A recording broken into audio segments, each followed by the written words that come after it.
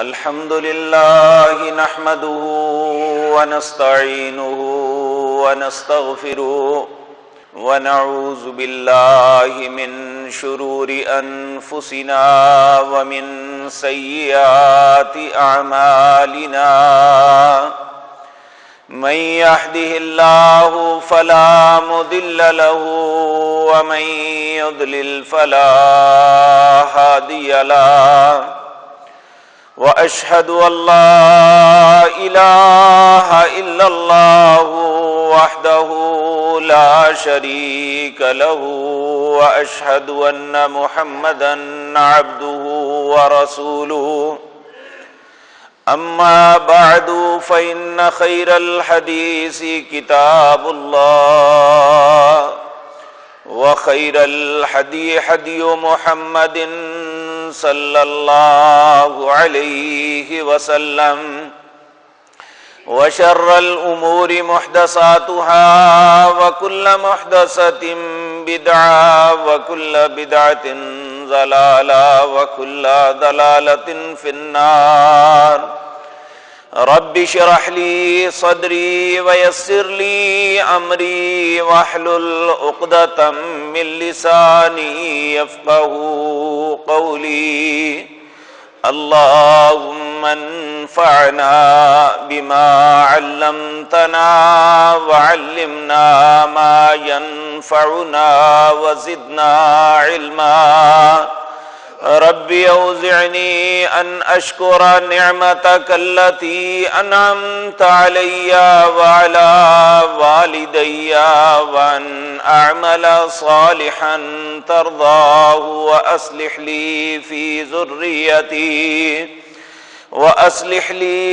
ذريتي إني تبت إليك وإني من المسلمين أعوذ بالله السميع العليم من الشيطان الرجيم بسم الله الرحمن الرحيم يا نساء النبي لستن كأحد من النساء إن اتقيتن فلا تخضعن بالقول فيطمع الذي في قلبه مرض وقلن قولا معروفا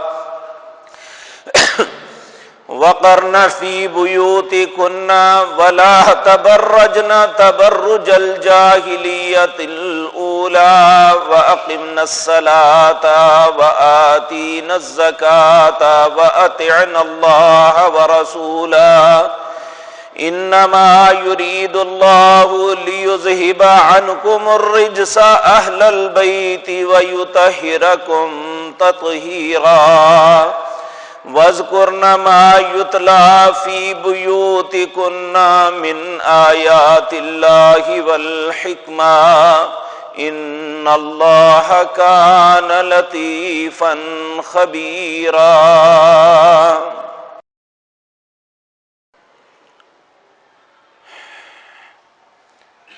حضرات محترم، یہ ایک انسانی فطرت ہے،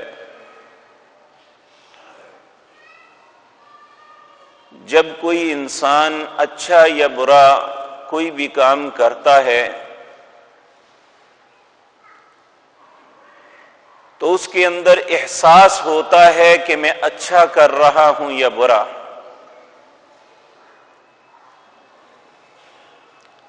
لیکن اس حقیقت سے بھی کوئی انکار نہیں کر سکتا جب کوئی بھی برائی معاشروں کے اندر عام پھیل جاتی ہے پھر وہاں انسان کا احساس ختم ہو جاتا ہے کہ وہ اسے برائی سمجھنا اور اس کے متعلق سوچنا چھوڑ دیتا ہے. پھر اس کے ہاتھ میں ایک بہت بڑا جواز ہوتا ہے کہ ہر بندہ یہ کرتا ہے، میں کر لوں گا تو کیا ہوگا.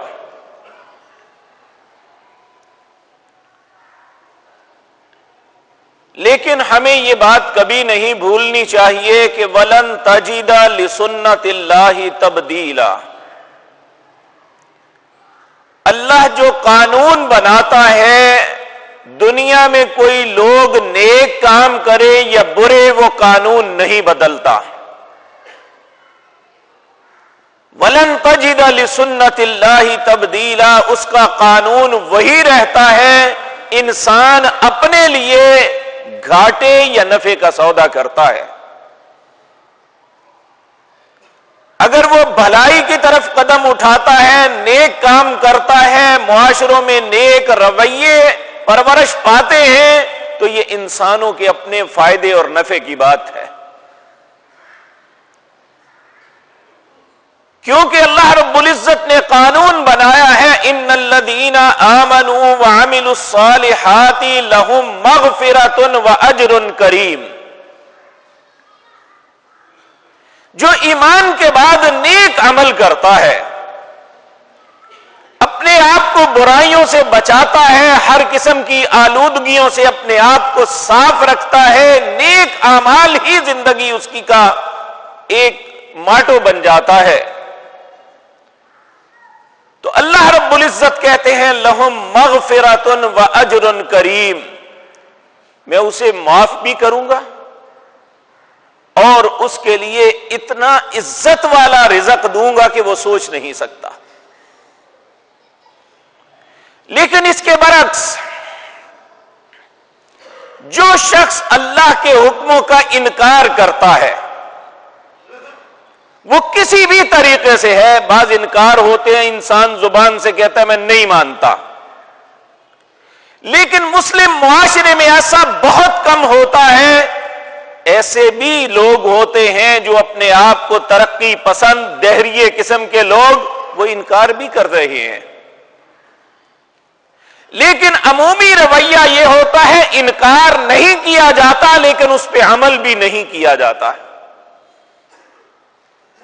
یہ زبان سے انکار نہیں ہوتا، یہ انسان اپنے افعال سے اپنے عمل سے انکار کر رہا ہے کہ جو اللہ کا حکم ہے میں وہ نہیں کرنا. ان باتوں میں ایک بات کا تذکرہ آج آپ کے سامنے کرنا ہے، کیونکہ یہ ہمارے معاشرے میں کینسر کی طرح یہ غلط کام پھیل چکا ہے. جن کے اوپر ذمہ داری تھی انہیں بھی احساس نہیں ہو رہا، اور جو لوگ یہ کر رہے ہیں انہیں بھی احساس نہیں کہ ہم گناہ کر رہے ہیں. وہ ہے خواتین کا بے پرد ہونا، غیر مردوں سے گفتگو کرنا، دوسرے لوگوں سے دوستیاں لگانا اپنی کالج کی زندگی میں، یونیورسٹی کی زندگی میں یا ٹیلی فون کے اوپر.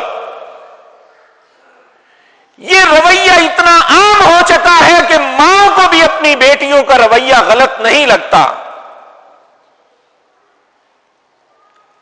اور ہم اسے انسانی حقوق کا نام دے کے اسے اور فروغ دے رہے ہیں.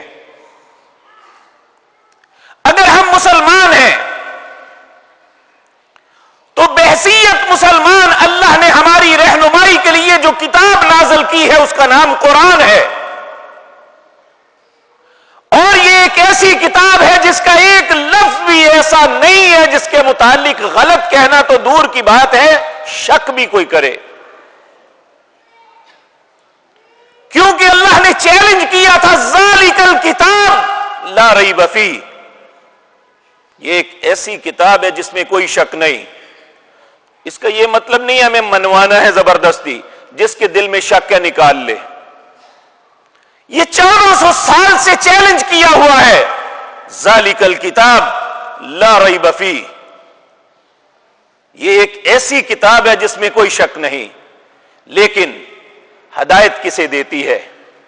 ھدی للمتقین، ہدایت اسے ملتی ہے جس کے دل میں خوف خدا ہوگا. اگر ایک مولوی کے دل میں خوف خدا نہیں ہے، اس نے ساری زندگی اس کی تفسیر پڑھی ہے، اس کے الفاظ کو دہرایا ہے، دن رات وہ پڑھتا پڑھاتا ہے، اگر اس کے دل میں خوف خدا نہیں تو وہ بھی ہدایت سے خالی ہے. ھدی للمتقین، یہ ہدایت کسے دیتی ہے؟ جس کے دل میں خوف خدا ہے.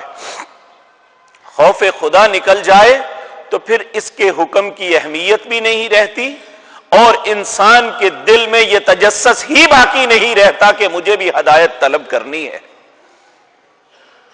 ہم میں سے ہر انسان جب بھی نماز پڑھتا ہے وہ اللہ کی تعریفات کرنے کے بعد کیا کہتا ہے؟ اہدنا الصراط المستقیم، اللہ مجھے سیدھے رستے پہ گامزن کر دے۔ اور جب سیدھا رستہ ہمارے سامنے آتا ہے، اللہ ہمیں حکم دیتے ہیں یہ کرو یہ نہ کرو، تو جب ہم قبول ہی نہیں کرتے تو اس کا مطلب ہے جو مانگ رہے ہیں وہ ہمارے دل کی آواز نہیں ہے۔ ہمارے دل کی آواز تو اس وقت ہوگی اگر ہم واقعتاً ہدایت کے طالب ہیں، تو پھر اللہ ہمیں حکم دیتے ہیں ہم اس حکم کو قبول کریں۔ پھر ہم یہ کہہ سکتے ہیں کہ ہم اخلاص کے ساتھ اس بات کے متمنی ہیں کہ اللہ ہمیں ہدایت نصیب فرما دے۔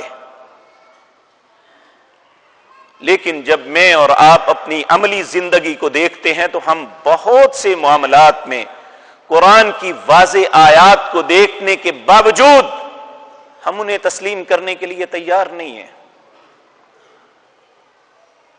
اور آپ دیکھتے ہیں آج کیفیت یہ ہے کہ شیطان نے ایک بہت بڑا ہتھیار ہمارے ذہن میں دے دیا ہے، ہمارے ہاتھوں میں تھما دیا ہے۔ دل صاف ہونا چاہیے، عمل کی کوئی بات نہیں ہے۔ اگر دل صاف ہونے سے ہی ساری باتیں ہیں تو دل کی صفائی کا مطلب تو یہ ہے کہ ہم اخلاص کے ساتھ اللہ کو رب مانا، اس کے رسول کا کلمہ پڑھا، اس کی کتاب کو حق جانا، تو اخلاص تو اس کا نام ہے، اس کو تسلیم بھی کریں۔ اگر ہم نے اس کو تسلیم ہی نہیں کرنا تو دل کی صفائی کون سی ہے؟ آخر وہ کون سی چیز کا نام ہے جسے ہم نے دل کی صفائی کہہ لیا؟ فلا کام نہ کرو جی تکبر نہ ہو تو کوئی بات نہیں ہے۔ تو اللہ کے نبی نے کہا یہ ہوتا ہی تکبر سے ہے، تو نعوذ باللہ اللہ کے نبی سے ہماری بات زیادہ بہتر ہے۔ تو میرے عزیز بھائیوں، آج اتنے منہ کھل گئے ہیں عام لوگوں کے نہیں، مولویوں کے، کہ وہ یہاں تک کہتے ہیں کہ جس کے گلے کے اندر پٹا ڈل گیا رسول اللہ صلی اللہ علیہ وسلم کی رسالت کا، پٹا ڈلنے کا مطلب پتہ کیا ہے؟ کہ ان کے قابو میں آ جائیں۔ آپ دیکھیں نا، آپ کسی جانور کو پٹا ڈالتے ہیں، یہ لفظ ہی شریعت نے پسند نہیں کیا، لیکن لوگ کہتے ہیں تو جس جانور کا پٹا اور اس کی رسی آپ کے ہاتھ میں ہو، کہیں وہ ادھر یا ادھر ہو سکتا ہے؟ تو اگر ہمارا پٹا رسول اللہ کے ہاتھ میں ہے تو پھر ہمارا طرز عمل رسول اللہ کی سیرت کے مطابق کیوں نہیں ہے؟ یا تو ہم جھوٹ بول رہے ہیں، اور اگر یہ سچ ہے تو ہمارے اندر وہ رمق نظر آنی چاہیے جو پیارے پیغمبر کے ساتھیوں میں، جو صحابہ کرام رضوان اللہ علیہ مجمعین میں نظر آتی تھی۔ ان کے سامنے تو اللہ کے نبی کا حکم آتا تو وہ یہ نہیں سوچتے تھے کہ ہمارا کوئی فائدہ ہے یا نقصان، اس کے ساتھ ہمارا معاملہ کیا ہوگا، ہماری معیشت کھڑی رہے گی یا نہیں۔ انہوں نے تو یہ سوچ لیا تھا جن کا کلمہ پڑا ہے، ہمیں یہ سوچنا ہی نہیں کہ ہمارا فائدہ کس میں ہے یا نقصان، جو اللہ کے نبی کہیں گے وہ ہمارا فائدہ، جو کہیں گے نہیں وہ ہمارا نقصان ہے، ہم نے نہیں کرنا۔ لیکن ہمارا طرز عمل ایسا نہیں ہے۔ ہم کیا کہتے ہیں کہ اگر ایک بندے نے کلمہ پڑھ لیا اب اس کے لیے کوئی پابندی نہیں ہے، وہ جیسے مرضی زندگی گزارے۔ حتیٰ کہ جنہیں بہت بڑا اسکالر بنا کے پیش کیا جاتا ہے وہ بھی ایسی باتیں کر رہے ہیں۔ تو اللہ رب العزت اس کائنات کے اندر جو سب سے اچھی خواتین، جنہیں اللہ نے اپنے سب سے پیارے حبیب جناب محمد الرسول اللہ کے ساتھ کے لیے چنا،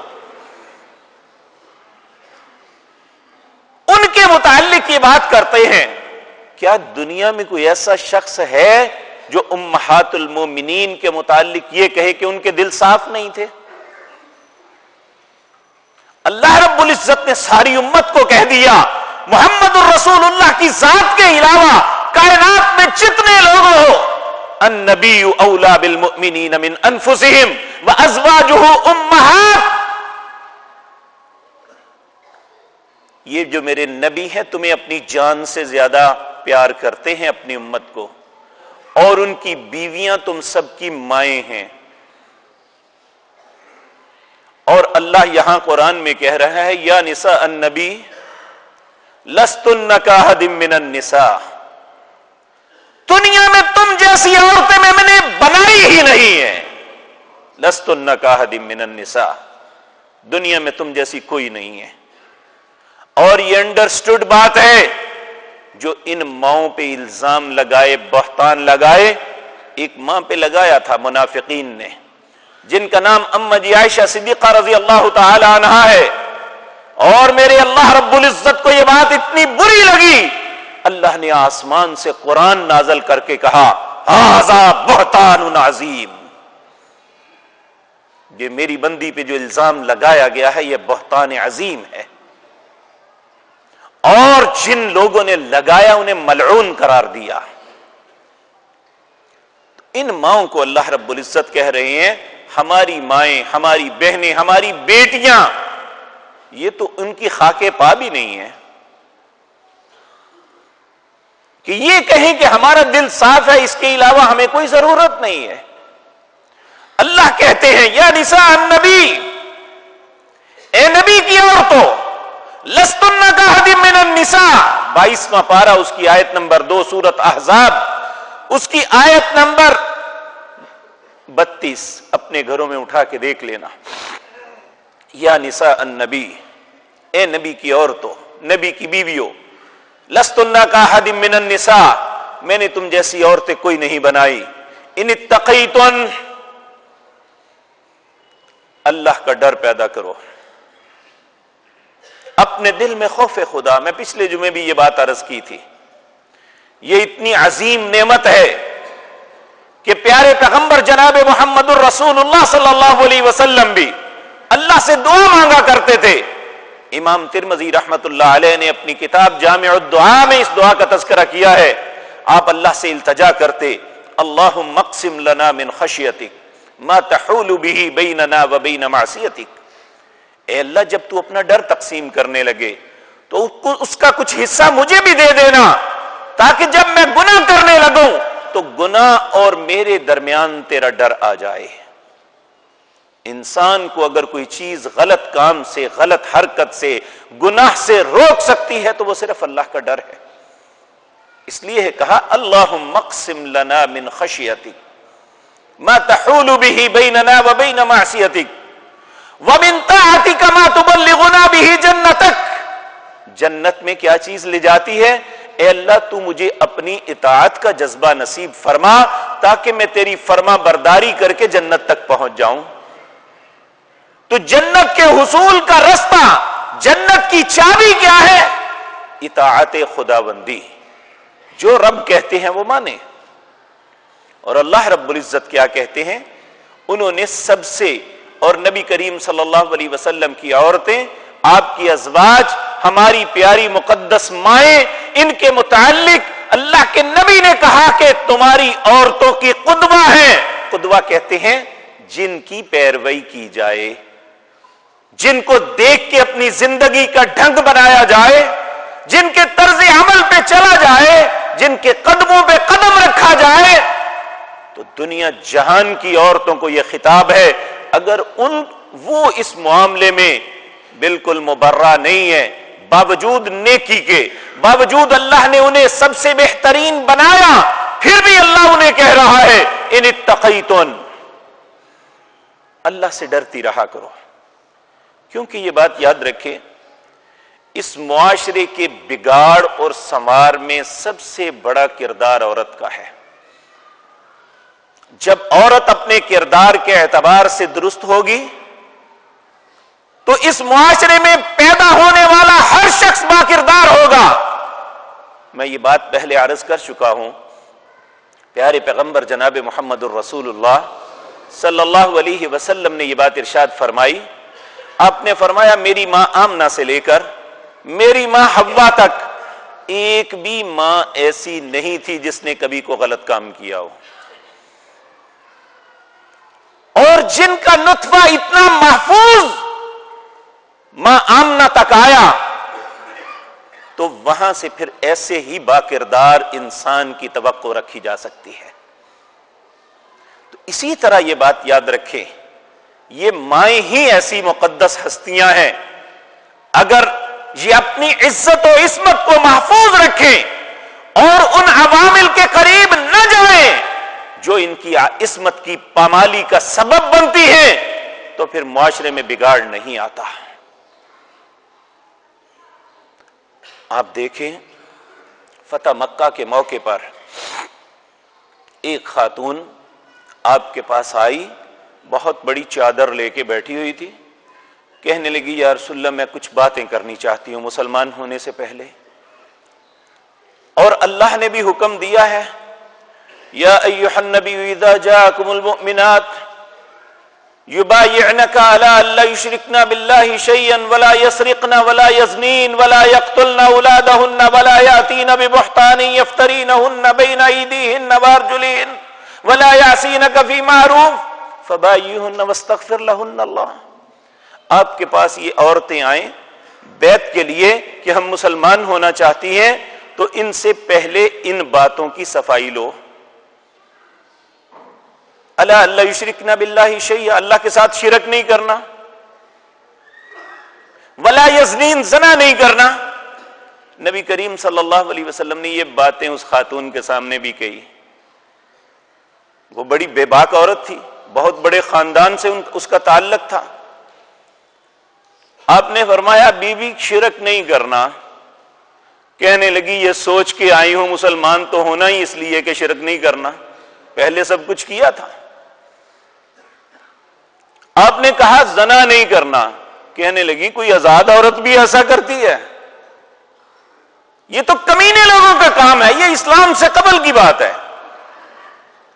تو اس کا مطلب یہ ہے کہ اچھے خاندانی اور باوقار لوگوں کا یہ شیوا نہیں ہوتا. بڑے لوگ کوئی آسمانوں سے نہیں اترتے, وہ اچھی ماؤں کے بطنوں سے نکلتے ہیں. یہ کہتے ہیں نا فلاں خاندانی ہے. کیا خاندان ہے کہ اس کی ماں نے اسے دودھ بھی پلایا تو اچھا پلایا, اس کی ماں نے اپنے پیٹ کو حرام نطفے سے بچایا, اس کی ماں بدکرداری سے بچی رہی. جاؤ دنیا میں جتنے بھی خاندانی, جتنے بھی اچھے لوگ, وہ سیاسی اعتبار سے ہیں, وہ مذہبی اعتبار سے اچھے ہیں, ان کی ماؤں کو دیکھو, ان کی مائیں باکردار نظر آئیں گی. اسی لیے اللہ ایسے بچے انہیں عطا کرتا ہے. تو یہ اللہ معاشروں کی اصلاح کے لیے یہ بات کر رہے ہیں, یہ خواتین کو قید کرنے کے لیے نہیں. اللہ ان کے مخالف نہیں ہے, اللہ اس معاشرے کو پاک اور صاف رکھنا چاہتا ہے, اور ان کو بھی پاک اور صاف رکھنا چاہتا ہے. کہا یا نساء النبی, اے نبی کی بیویوں, لستن کاحد من النساء, تم جیسی عورتیں دنیا میں کوئی نہیں ہے. ان اتقیتن, اپنے دل میں خوف خدا رکھنا. فلا تخضعن بالقول, کبھی کسی سوال کرنے سے, بات کرنے والے سے بات نرم انداز میں نہ کرنا. فیطمع الذی فی قلبہ مرض, جس کے دل میں بیماری ہے وہ یہ نہ سمجھ لے کہ میری طرف مائل ہیں. بے شک آپ کی نیت نہیں ہے, آپ کا کردار صحیح ہے, آپ کی سوچ میں کوئی گندگی نہیں ہے, پھر بھی فلا تخضعن بالقول, کسی سے نرم لہجے میں گفتگو نہ کرنا. فیطمع الذی فی قلبہ مرض, یہ ماؤں کو روک دیا.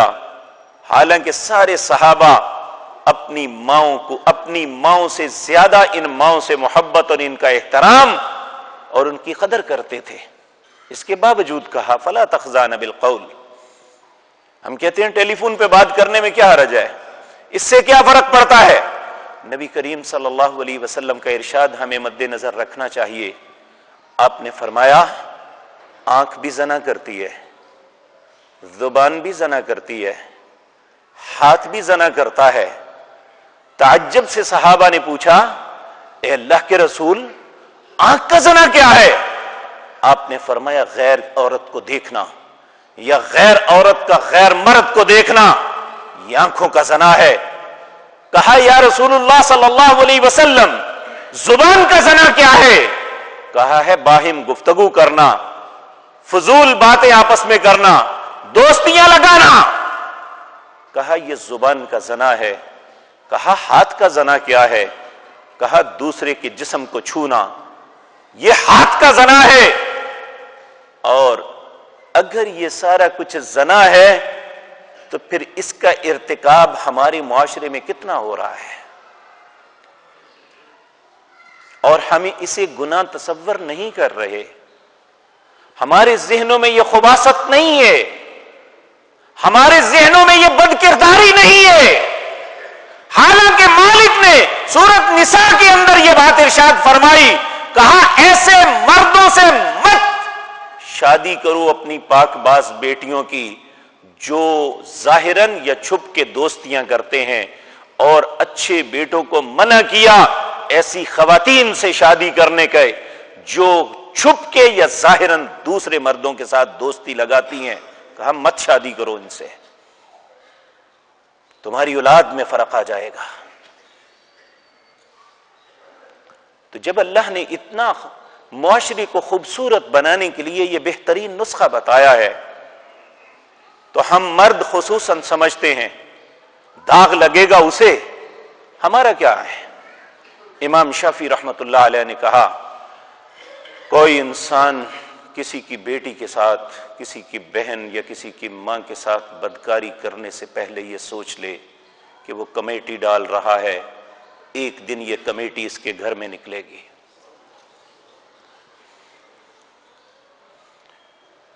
اس لیے یہ مت سمجھے کہ ہم نے کسی کی بیٹی کو برباد کیا ہے، ہم نے کسی کی بیٹی کو نہیں پورے معاشرے کو تباہ کر دیا ہے۔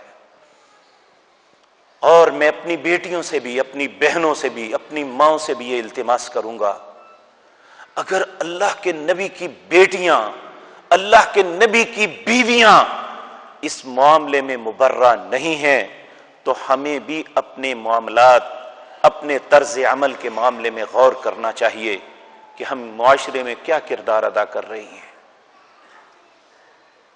تو اللہ رب العزت اپنے نبی کی بیویوں کو، ہماری ماؤں کو کہہ رہے ہیں فلا تخضعن بالقول، کسی سے نرم لہجے میں بات نہ کرنا، فیطمع الذی فی قلبہ مرض، جس کے دل میں بیماری ہے وہ یہ نہ سمجھ لے ہماری طرف مائل ہیں۔ وقلن قولا معروفا، اور اس کا یہ بھی مطلب نہیں ہے کہ دوسرے سے ایسے بات کرو کہ جس طرح بدتمیزی کی جاتی ہے۔ وقلن قولا معروفا، معروف طریقے سے بات کرو کہ کوئی شخص یہ بھی نہ سمجھے کہ میرے ساتھ غیر اخلاقی انداز میں گفتگو کی جا رہی ہے یا بدتمیزی کی جا رہی ہے، بلکہ احسن انداز میں جواب دے دو، ہاں جی ہیں یا نہیں ہے، یہ کرنا ہے یا نہیں کرنا، خلاص۔ اور پھر فرمایا وَقَرْنَ فِي بُيُوتِكُنْ، عورت دنیا میں شو پیس نہیں ہے، عورت کو اللہ نے ایک ماں کی حیثیت، ایک بہن بیٹی کی حیثیت، ایک بیوی کی حیثیت دی ہے۔ یہ ہر معاملے میں مقدس اور مطہر ہے۔ اگر یہ بیٹی ہے تو تب بھی مقدس ہے، اگر یہ ماں ہے تو تب بھی مطہر ہے۔ اس کی حیثیت شو پیس کی نہیں ہے۔ کہا وَقَرْنَ فِي بُيُوتِكُنْ، تیری جگہ دفتر نہیں ہے، کسی ریسیپشن پہ بیٹھ کے ہر بندے کے سامنے مسکرانا نہیں ہے، تیری حیثیت اللہ اکبر بازار کی زینت نہیں ہے۔ وَقَرْنَ فِي بُيُوتِكُنْ، اپنے گھروں میں ٹکی رہو، بغیر ضرورت کے مت نکلو باہر۔ یہ روزانہ ہوٹلنگ کرنی، یہ سارے معاملات کرنے، یہ اللہ کے نبی کی بیویوں کو حکم دیا جا رہا ہے وقرن فی بیوتکن، اپنے گھروں میں ٹکی رہو، ولا تبرجن تبرج الجاہلیت الاولی، کوئی عورت جاہلیت کا تبرج کر کے نہ نکلے۔ جاہلیت کا تبرج کیا ہے؟ صحابہ کرام رضوان اللہ علیہم اجمعین کہتے ہیں کہ جاہلیت میں سر پہ دوپٹہ رکھ کے دونوں طرف لٹکا لیا جاتا، گلے کا ہار، سینے کا ابھار، چہرہ، یہ سب کچھ نظر آتا۔ اللہ کے نبی نے کہا یہ نہ کرنا۔ میری مسلمان بیٹیاں اور بہنیں کتنی جیدار، کتنی سخت دل ہو گئی ہیں کہ انہوں نے جاہلیت سے بھی ایک قدم آگے رکھ لیا، دوپٹہ اتار کے ہی گھر میں پھینک دیا۔ اب سوٹ کے ساتھ دوپٹے کی ضرورت ہی نہیں کسی کو۔ نبی کریم صلی اللہ علیہ وسلم نے فرمایا العیاذ باللہ، کہا میری امت کی دو صفیں ایسی ہیں، ایک مردوں کی ہے، ایک خواتین کی ہے۔ اللہ سب سے زیادہ سخت انہیں عذاب کرے گا، میں نے وہ نہیں دیکھی ہوئی ابھی، عنقریب وہ ظاہر ہوں گی۔ پوچھا اللہ کے نبی وہ کون سی ہیں صلی اللہ علیہ وسلم؟ آپ نے فرمایا ایسے مرد ہوں گے جو ظلم کریں گے اپنے معاشرے میں، ان کے ہاتھوں میں کوڑے ہوں گے اور لوگ ان کی شر سے محفوظ نہیں ہوں گے۔ کہا اللہ بدترین قسم کا عذاب کرے گا۔ آج ہمارے معاشرے میں کتنے لوگ ہیں جن کی زندگی سے کوئی شخص خوش نہیں ہے، اگر ان کے پڑوس میں آ جائیں تو تب مصیبت، اگر ان کے ساتھ پارٹنر بن جائیں تو تب مصیبت، اگر ان کے ساتھ معاملہ کر جائیں تو تب دھوکہ۔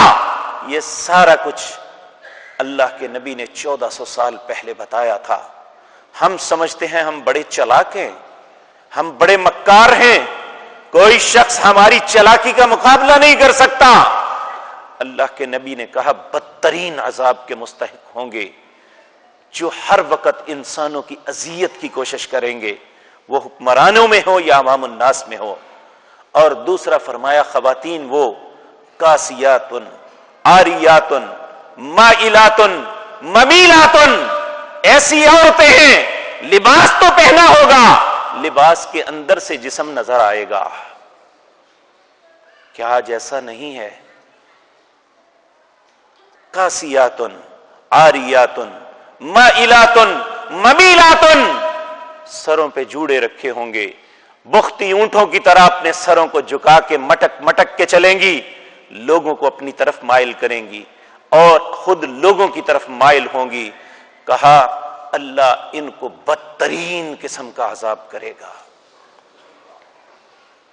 اور میرے عزیز بھائیوں، یہ اتنا بڑا جرم ہے۔ نبی کریم صلی اللہ علیہ وسلم نے فرمایا میں جب معراج پہ گیا، میں نے دیکھا کچھ خواتین ان کے سینوں میں کنڈیاں ڈال کے آسمان اور زمین کے درمیان لٹکایا ہوا ہے اور وہ کتوں کی طرح بھونک رہی ہیں۔ پوچھا یہ کون ہے؟ جبریل۔ جبریل نے عرض کیا یا رسول اللہ، آپ کی امت کی وہ خواتین ہیں جن کے مرد انہیں اپنے گھر کا محافظ سمجھتے تھے، لیکن ان کی غیر موجودگی میں یہ خیروں سے بدکاریاں کرتی تھی، اب یہ قیامت تک کتوں کی طرح بھونکیں گی۔ اس کے بعد ان کا انجام کے معاملے میں شروع ہوگا۔ اے امت محمد الرسول اللہ صلی اللہ علیہ وسلم، ہم مغرب کی نقالی میں کہاں جا رہے ہیں؟ کیا ہم اپنے انجام کو بھول چکے ہیں؟ کیا ہم نے مر کے اللہ کی عدالت میں نہیں جانا؟ کیا اللہ نے ہمارے معاملات کا جواب نہیں لینا ہم سے؟ اگر اس معاملے میں نبی کا گھرانہ اس کو اجازت نہیں ہے تو ہم تو نبی کے قدموں کی خاک برابر بھی نہیں ہے۔ اللہ رب العزت کہتے ہیں کہ وَلَا تَبَرَّجْنَ تَبَرُّجَ الْجَاهِلِيَّةِ الْأُولَىٰ، اے نبی کی بیویوں جاہلیت کا تبرج کر کے نہ نکلنا۔ رسول اللہ صلی اللہ علیہ وسلم نے فرمایا اور کچھ نہ کریں، ایک عورت خوشبو لگا کے جو کسی کا ناک سونگھ سکتا ہے وہ باہر نکلتی ہے، باہر نکل کے واپس آتی ہے، فَهِيَ قَضَا وَقَضَا، وہ اس طرح ہے جس طرح زنا کر رہی ہے، کیونکہ جب کسی کی قریب سے گزرے گی، اس کے ناک سونگیں گے، اس کے ذہن میں تغیرات آئیں گے، اس کا دل برائی سوچے گا۔ نبی کریم صلی اللہ علیہ وسلم نے فرمایا، اے میری امت کے لوگوں، بنی اسرائیل سب سے پہلے جس فتنے میں مبتلا ہوئے وہ عورت کا فتنہ تھا، اور میں تمہیں عورت کے فتنے سے بچنے کا حکم دیتا ہوں۔ اللہ رب العزت یہ عورت جو ایک بیٹی ہے، جو ایک ماں ہے، جو ایک بہن ہے، جو ایک بیوی کی حیثیت سے یہ مقدس ترین ہے، جب یہ فتنہ بن جائے تو قوموں کی تباہی کا سبب بن جاتی ہے۔ آج ہم اپنی بیٹیوں کو، اپنی بہنوں کو سرے بازار اپنے کاروباروں میں لے آئے ہیں، اس لیے کہ ملک خوشحال ہو جائے۔ کیا یہ اللہ جھوٹ بول رہا ہے جو اس نے قرآن میں کہا ہے؟ اگر تم اے امت محمد الرسول اللہ تمہارے ذہنوں میں یہ تصور بیٹھ چکا ہے کہ اللہ کی نافرمانی ہماری خوشحالی کا سبب بنے گی تو یہ تمہاری بھول ہے۔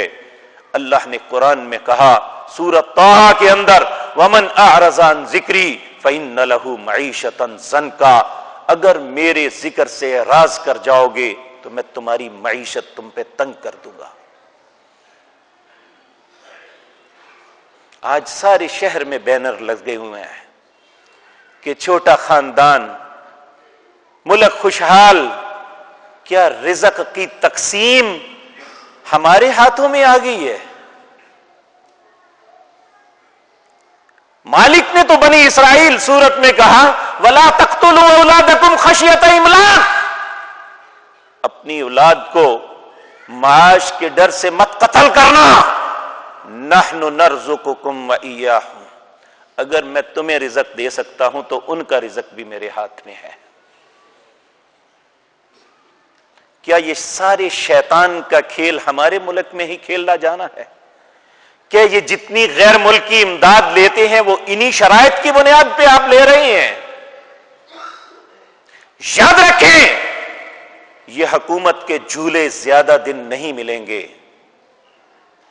آپ اپنے سے پہلے حکمرانوں کے انجاموں کو دیکھ لیں۔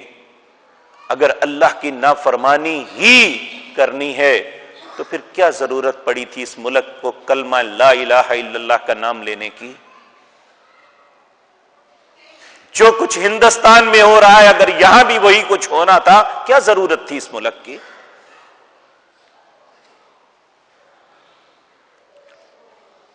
تو اللہ رب العزت کہتے ہیں وَأَقِمْنَا الصَّلَاةَ، اے نبی کی بیویوں نماز کو قائم کرو، وَآتِينَا الزَّكَاةَ، اور زکوٰۃ کو دو، اپنے مالوں کو خرچ کرو، وَأَطِعْنَا اللَّهَ وَرَسُولَهُ، خرچ کرنے کے معاملے میں یہ عرض کر دوں نماز کا معاملہ تو اس کی تو بات ہی نہ کریں کہ امہات المومنین کی نمازوں کی کیفیت کیا تھی۔ نبی کریم صلی اللہ علیہ وسلم بعض اوقات ان کی کثرت عبادت کی وجہ سے کہتے کہ تم اتنا زیادہ اپنے آپ کو مت تھکاؤ، وہ اتنی مشقت کرتی تھی۔ اللہ رب العزت ہزاروں درود و سلام بھیجے، اللہ ان کی قبروں کو نور سے بھر دے۔ پھر نبی کریم صلی اللہ علیہ وسلم اتنا جب اللہ نے فتوحات دی تو ایک ایک نبی پاک کی زوجہ کے گھر 1000 دینار سالانہ وظیفہ ایک ایک خاتون کو ملتا تھا، 4.5 کلو سونا، اور ان میں ایک پائی بھی اپنے لیے نہیں رکھتی، سب کچھ اللہ کے راستے میں خرچ کر دیا کرتی تھی کہ مالک کا حکم ہے وَآتِينَا الزَّكَاةَ وَآتِعْنَا اللَّهَ وَرَسُولَهُ، اللہ اور اس کے رسول کی اطاعت کرو۔ نبی کی بیوی بھی ہو تو اللہ اور اس کے رسول کی اطاعت کے علاوہ کوئی چارہ کار نہیں ہے۔ اگر نہیں یقین آتا تو حضرت نوح اور لوط کی بیویوں کا حال سورۃ تحریم میں پڑھ لو۔ اللہ رب العزت فرماتے ہیں وَاضْرِبْ لَهُمْ اللہ اکبر ضرب اللہ مثلا للذین كفروا امرأة نوح وامرأة لوط كانتا تحت عبدين من عبادنا صالحين فخانتاهما فلم يغنيا عنهما من الله شيئا وقيل ادخلا النار مع الداخلين۔ لوگوں کے سامنے بیان کرو مثال نوح کی بیوی کی اور لوط کی بیوی کی۔ کفر امرأة نوح وامرأة لوط، انہوں نے لوط اور نوح دونوں کے حکموں کا انکار کیا. کانتا تحت عبدین من عبادنا صالحین، دونوں میرے بڑے نیک بندوں کی ساتھی تھی. فخانتاہما، انہوں نے اس دین کو قبول نہ کیا، خیانت کی. فلم یغنیا عنہما من اللہ شیئا، نبی کا ساتھ ہونا کسی کام نہ آیا. وقیل ادخلا النار مع الداخلین، جس طرح دوسروں کو جہنم میں داخل کر دیا انہیں بھی داخل کر دیا. تو اس لیے یہ بات یاد رکھیں، ہم کسی غلط فہمی میں مبتلا نہ رہیں. اللہ اور اس کے رسول کی اطاعت کے علاوہ مرد ہو یا خاتون ہمارے لیے کوئی دوسرا رستہ نہیں ہے. اللہ رب العزت نے اپنے نبی کی بیویوں کو کہا وَأَطِعْنَ اللَّهَ وَرَسُولَهُ.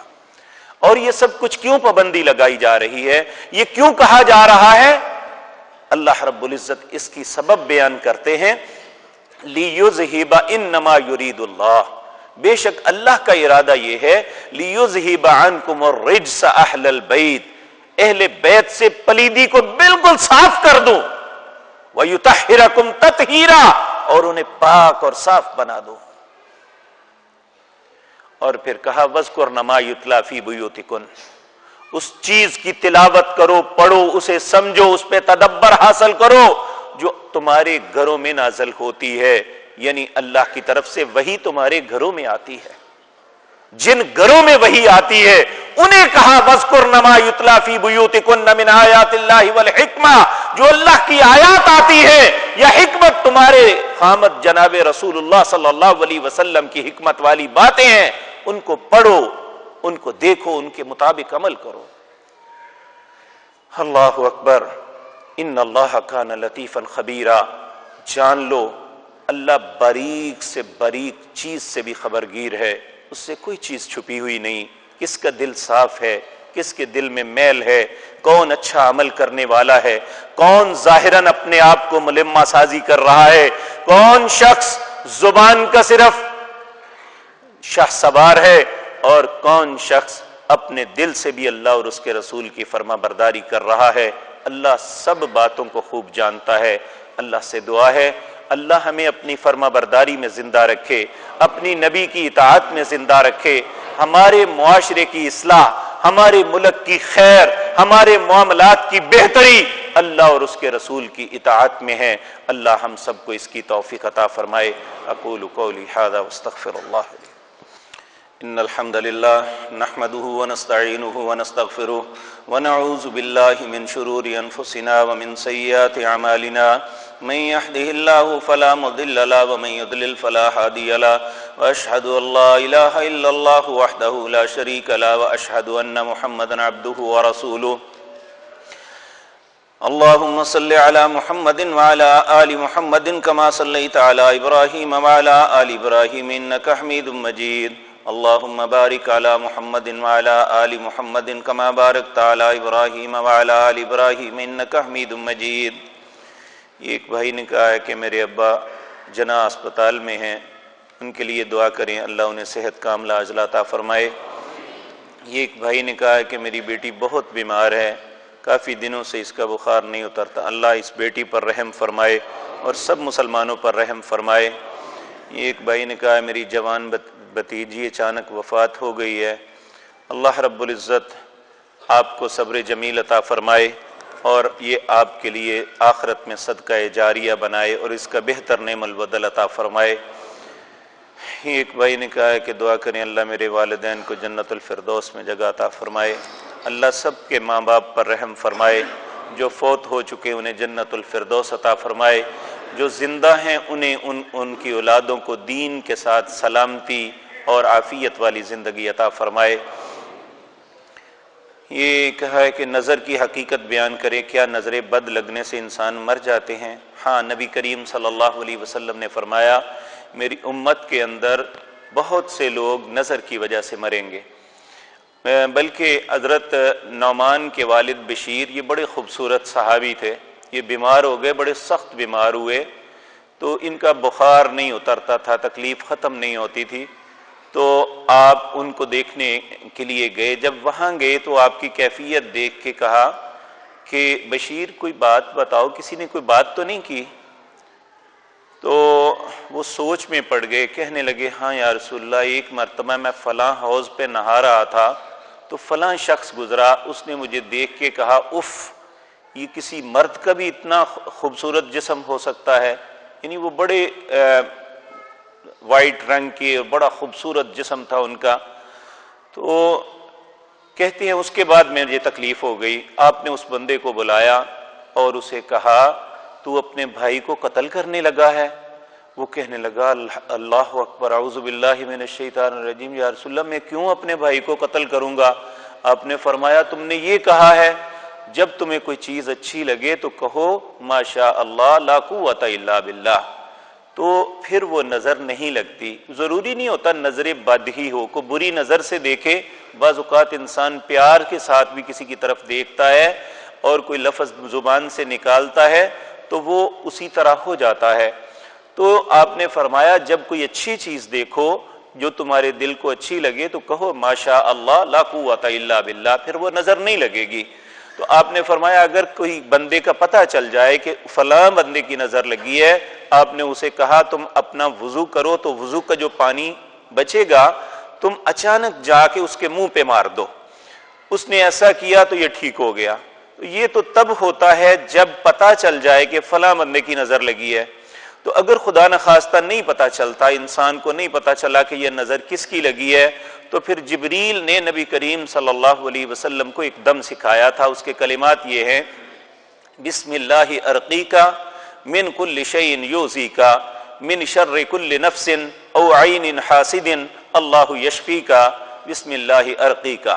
اس کا معنی یہ بنتا ہے بسم اللہ ارقیکا، میں اللہ کے نام کے ساتھ تمہیں دم کرتا ہوں، من کل شیء یؤذیکا، ہر اس چیز سے جو تمہیں ایذا دے، من شر کل نفس، ہر برے نفس کے شر سے، او عین حاسد، حسد کرنے والی آنکھ سے، اللہ یشفیکا، اللہ تمہیں شفا عطا فرمائے، بسم اللہ ارقیکا، میں اللہ کے نام کے ساتھ تمہیں دم کرتا ہوں، انشاءاللہ الرحمن، اللہ اس کی نظر کو ختم کر دیں گے۔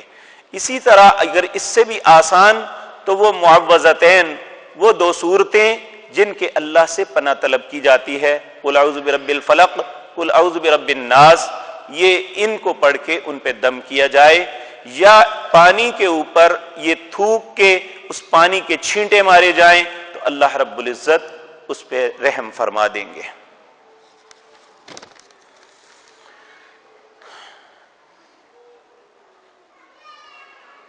یہ ایک بھائی نے کہا ہمارے بھائی گاڑی کے آگے جوتا پیچھے کالی ٹاکی باندھتے ہیں، یہ عمل کرنا ٹھیک ہے؟ نہیں میرے عزیز بھائی، جو ہے نا اللہ پہ توکل کریں۔